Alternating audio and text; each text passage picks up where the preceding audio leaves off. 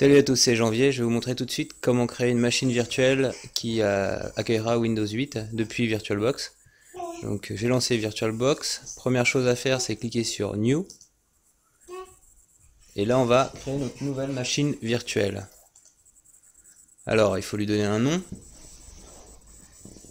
On va appeler ça Windows 8 Preview. Un système d'exploitation, on laisse Microsoft Windows. Et on prend Windows 8 64 bits. Moi c'est un 64 bits mon PC. Mais si vous avez un 32 bits, il faut mettre bien sûr Windows 8 tout seul. Ce qui signifie 32 bits. Faites suivant. Choisissez la quantité de mémoire RAM allouée à la machine virtuelle en mégaoctets. Donc là il faut mettre le maximum. Et il ne faut pas que ça soit sur la barre rouge. Bon, j'ai mis 1944, ça devrait aller. Suivant. Créer un nouveau disque d'amorçage. Donc là, c'est la taille qui sera utilisée sur votre système pour accueillir la version virtuelle de Windows 8. Donc oui, on va créer un nouveau disque d'amorçage. On va laisser VDI VirtualBox Disk Image, comme ceci. On laisse dynamiquement alluer, suivant. Et donc là, comme moi c'est un test, je vais faire, comme j'en ai déjà créé un, je vais faire juste 10 mégas, mais vous faites 20 mégas. 20 mégas c'est bien. Voilà, parce que j'ai plus tellement de place, j'ai un PC qui a 128 Go de mémoire. Donc vous faites plutôt 20 mégas. C'est 20 mégas là. Bon, on va faire 20 mégas, allez, on va faire dans les conditions du réel. La taille requise, on laisse 25, allez. 25, vous laissez comme c'est. Il faut au moins 20 Go dit sur le site de Microsoft pour pouvoir installer Windows 8. Suivant. Créer. Ok, créer. Donc on a ma machine virtuelle ici qui s'appelle Windows 8 Preview. Il y a encore quelques petits réglages à faire. Donc c'est sélectionné. Donc la machine est éteinte là. On va faire configuration. On l'a sélectionné. Ok, donc les réglages. C'est d'abord le système carte mère. Voilà, il faut mettre, je crois, ICH9. Il me semble. Oh, non, on peut laisser PIX3. Faut activer les IO à pic. En termes de processeur, laisser 1. J'avais testé 2, ça déconnait. Activer VTX AMDV et activer la pagination imbriquée, ça doit être coché. Donc là, on est bon. Au niveau de l'affichage, il faut cocher activer l'accélération 2D et il faut mettre le max de mémoire vidéo. Donc moi j'ai mis 256 mégas. Voilà. Je crois qu'on est bon.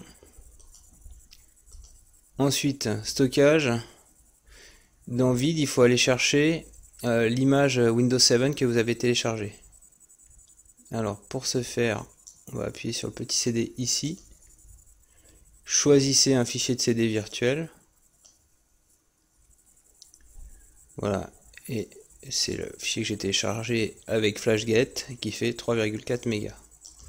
On le sélectionne, ouvrir. Et on fait OK. Donc là, normalement, vous êtes bon. Vous pouvez lancer la machine virtuelle. Et vous allez voir, en fait, qu'est-ce que ça fait? Ça fait exactement comme si vous redémarriez votre PC. Voilà, on voit l'écran d'accueil Windows. Alors on va réduire un petit peu pour que vous voyez tout ça à l'écran, ce qui se passe. Mais c'est en train de se lancer là. Alors est-ce qu'on peut passer en mode redimensionné? Voilà. Voilà. Donc vous êtes là en train de pouvoir installer Windows 8 sur donc une machine virtuelle qui a un espace de stockage de 25 Go sur votre PC. Et vous faites toutes les étapes classiques d'installation de Windows. Suivant, installer maintenant, etc. Donc moi je vais m'arrêter là. parce que je l'ai déjà installé sur une autre machine virtuelle. Donc je ferme. Éteindre la machine. Ok. Ça sert à rien, ça va me prendre un peu de temps, donc ça prend un petit quart d'heure pour installer Windows. Et là je vous montre. Donc après, une fois que vous aurez installé, vous pourrez revenir sur votre machine virtuelle. Vous n'aurez pas à refaire l'installation à chaque fois. Donc là ici elle a été installée sur cette machine virtuelle Windows 8. Et vous allez voir, c'est bien Windows qui se lance direct. Voilà, on a le boot classique d'un PC. Windows.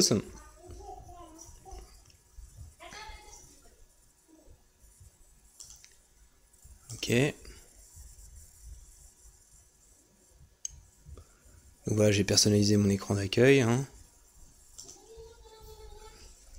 Et là, je peux mettre mon mot de passe et accéder à Windows 8. Donc vous voyez la nouvelle interface de Windows 8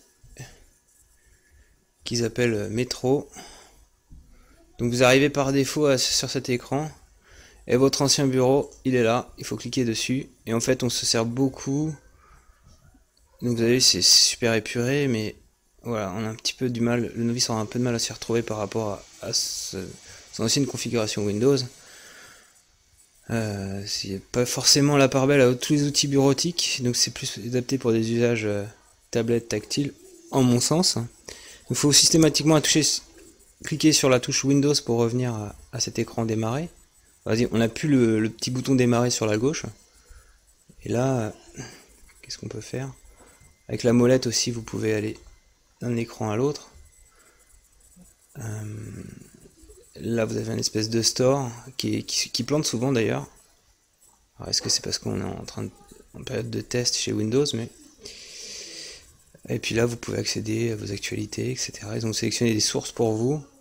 Et bien sûr, c'est le navigateur maison qu'on pousse. Donc ça aussi, c'est l'impression de s'imposer quelque part tous les outils maison de Microsoft dès sa page d'accueil.